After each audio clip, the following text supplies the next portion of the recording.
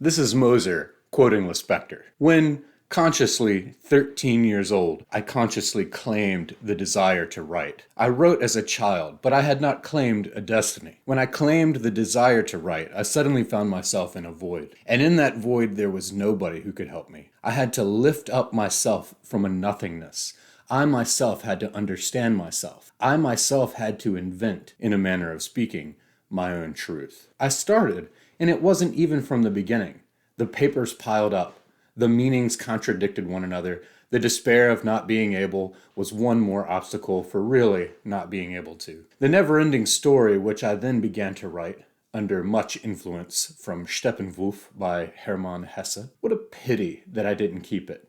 I tore it up, despising an entire attempt at apprenticeship, at self-knowledge, and doing everything in such secrecy. I didn't tell anyone. I lived that pain alone. One thing I had already guessed. I would have to try to write always, not waiting for a better moment because that would simply never come. Writing was always difficult for me, even though I had begun with what is known as a vocation. Vocation is different from talent. One can have vocation and not talent. One can be called and not know how to go.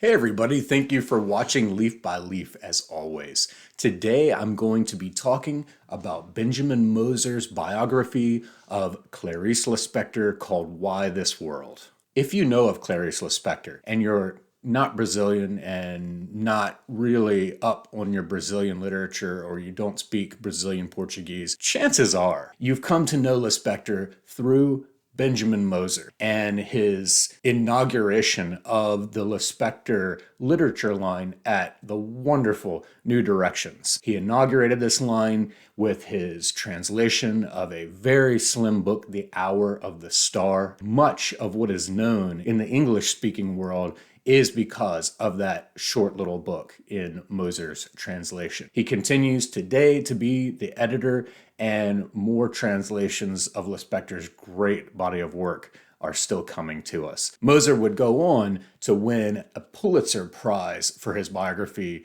of the great Susan Sontag.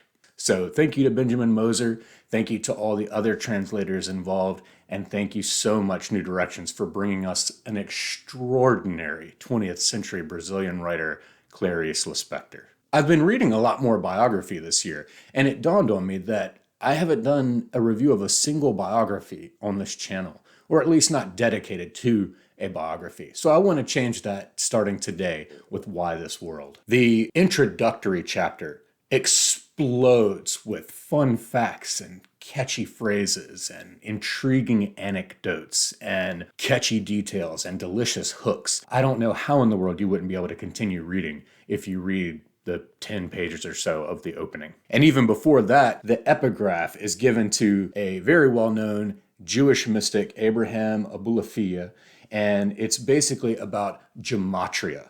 Gematria, here again, we have a connection to other reading I've been doing lately, the books of Jacob by Olga Tokarczuk. Here again, we have this line of Russian mystics, Jewish mystics that surround Lispector, even though she wasn't explicit in her Jewish roots for much of her oeuvre, it was nonetheless there. Her preoccupation with numbers and values of words and using them and combining them in such ways to go through language and pierce the divine is very much in debt to the Kabbalistic Jews. And then we go on, and on the very first page, we get this tableau of a young Lispector looking at the Sphinx in Egypt and saying this: "I did not decipher her," wrote the proud, beautiful Clarice, "but neither did she decipher me." The translator Gregory Rabassa, who is of course the doyen of translations of Latin American works, recalled being flabbergasted to meet that rare person who looked like Marlene Dietrich and wrote like Virginia Woolf. In Brazil today, her arresting face adorns postage stamps.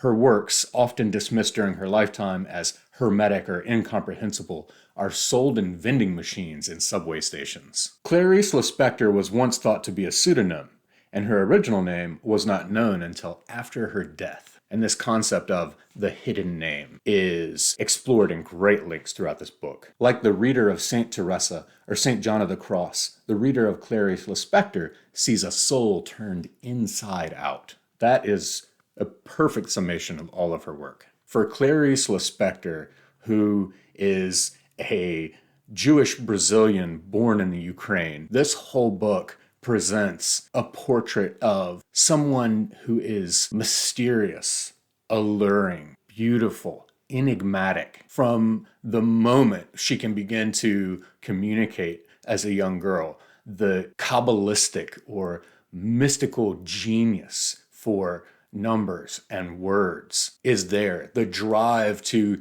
pierce beyond the veil and to tear asunder the cloud of unknowing. She would go on to be a law school student, a journalist, a columnist, a dedicated writer, and in the end, a painter. Moser provides all of the different contexts that are needed and balances them out, I think, very well. Historical, political, economical, cultural, and theological. It's all there. And then he engages with her entire major body of work, from Near to the Wild Heart all the way through The Hour of the Star and A Breath of Life. He also includes her letters and other correspondence. And he deftly uses, in chronological order, her work to tell more of the story of her life, as should be done in a literary biography. He uses the work to fill in things in the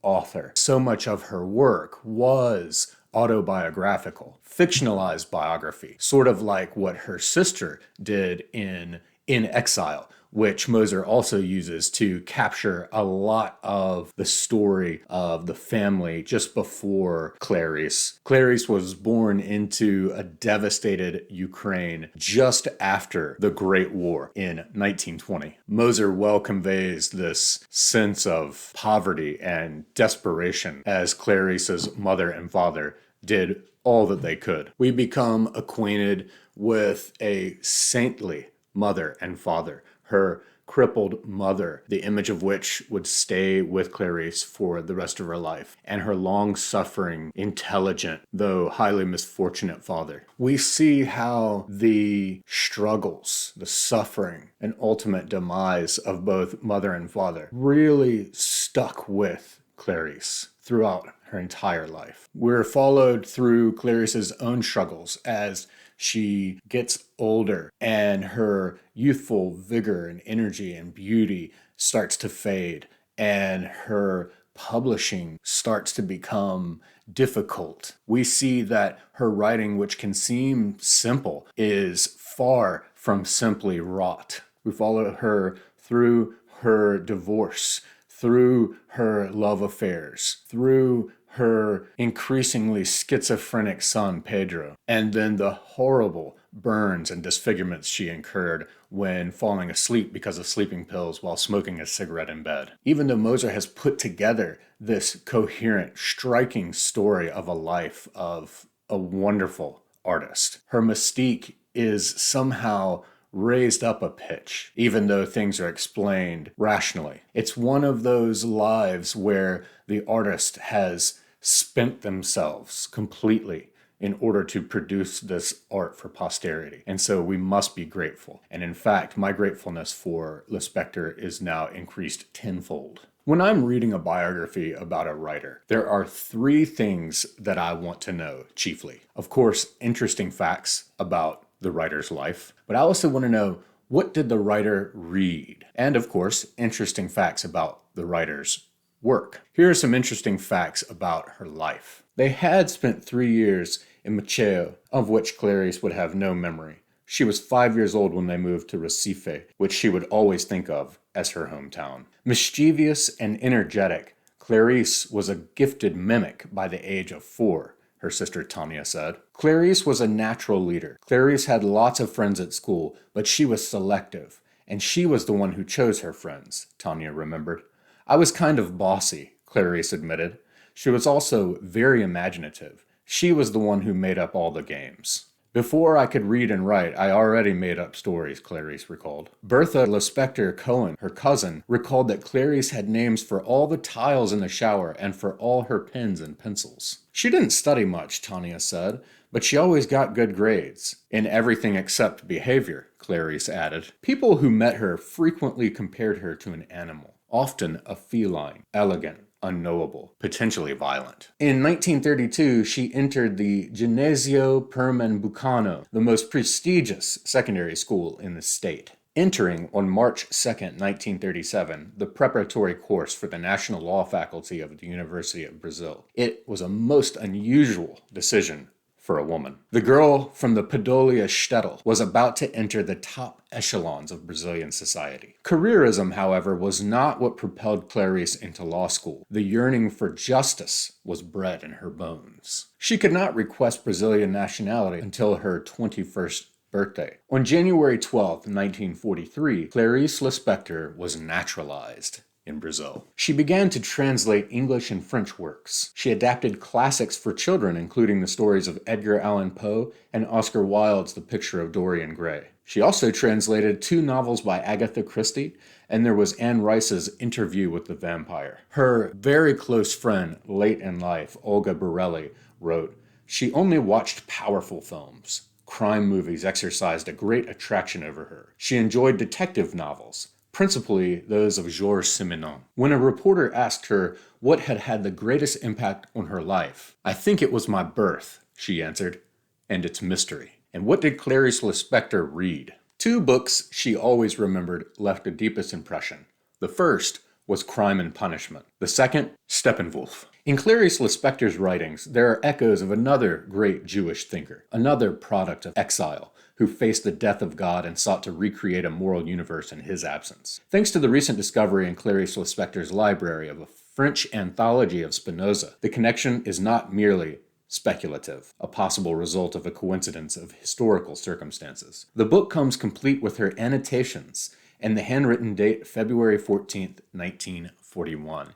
And Moser will go on to trace and compare the influence of Spinoza throughout Lispector's work. She spent much of her time reading the books Sartre, Rilke, Proust, Rosamund Lehmann, and Virginia Woolf, in addition to Flaubert. Catherine Mansfield's Bliss had made a decisive impact on her. It was the first book she purchased with her salary as a journalist.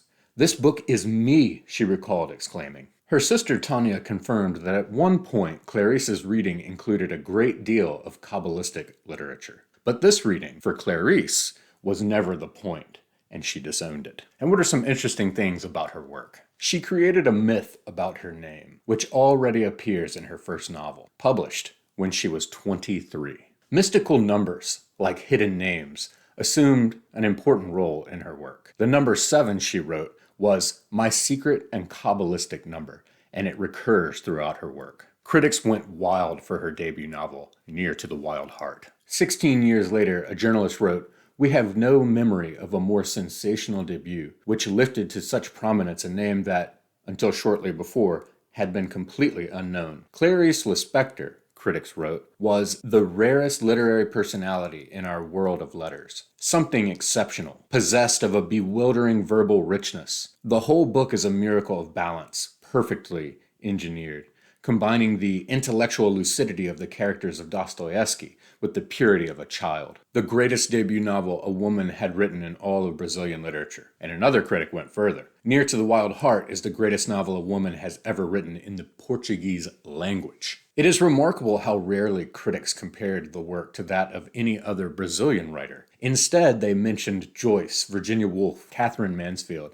Dostoevsky, Proust, Gide, and Charles Morgan. And Lispector would retort that she didn't like being compared to James Joyce and Virginia Woolf because when she wrote and published her work, she hadn't even read them yet. An early critic used the term magic realism to describe Near to the Wild Heart. And this may be the first use of the term to describe the work of a Latin American writer. You'll want to go and follow the footnote on that one, because of course, the origin of the term magic realism is always fun to debate and seek out. The ecstasy of contemplation and creation is the highest freedom. This is sort of a recurring theme of Lispector's work. Clarice Lispector would later translate Hercule Poirot's final case into Portuguese.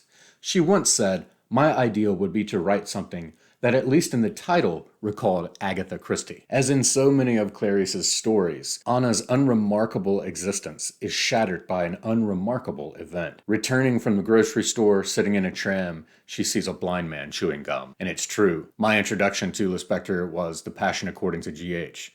And it's pretty much just a woman in the former maid's room who just stays in there and contemplates things, and then the cockroach. But it's these ordinary, unremarkable events that lead to extraordinary revelation. No matter how odd Clarice's prose sounds in translation, it sounds just as unusual in the original. All real art, she says, is avant-garde, since all real life is experimentation, and any work that is not is simple imitation. And there are some young writers who are a bit over-intellectualized. It seems to me that they are not inspired by, shall we say, the thing itself, but by other literature, the thing already literalized. This getting to the thing in itself, or what the Germans called the Ding an sich, is a major preoccupation of Lispector's. Clarice told a reporter that of all her books, it was the one, Passion According to G.H., that best corresponded to her demands as a writer. After so many years of searching for the impersonal, inhuman, divine life, the effort to become a human being could only be excruciating. In an important sense, it meant the negation of most of her oeuvre. And here he's talking about an apprenticeship, which came out, I think, last year by New Directions. Her inflexible individuality would find its last and greatest expression in the book she published called The Hour of the Star. Much of Clarice Lispector's subsequent fame, her enduring popularity among a broad public, rests on this thin book, in which she managed to bring together all the strands of her writing and of her life. The Hour of the Star is a fitting monument to its author's unbearable genius. Perhaps we could just simply sum it up with a quote from one of her early translators, Elizabeth Bishop, who said, "Actually, I think she is better than Borges." I look forward to reading more biographies and sharing them with you. I hope you've enjoyed this one. If you want to get a broader sense of Clarice Lispector's life and work, if you want to take a sort of foundational framework with you into reading her works for the first time, if you want to see yet another portrait of the artist of such genius that she struggles to live a conventional life in the constraints of this mortal earth, while yet being able to produce these sublime works of art for the rest of us, I would check out Why This World, a biography of Clarice Lispector by Benjamin Moser.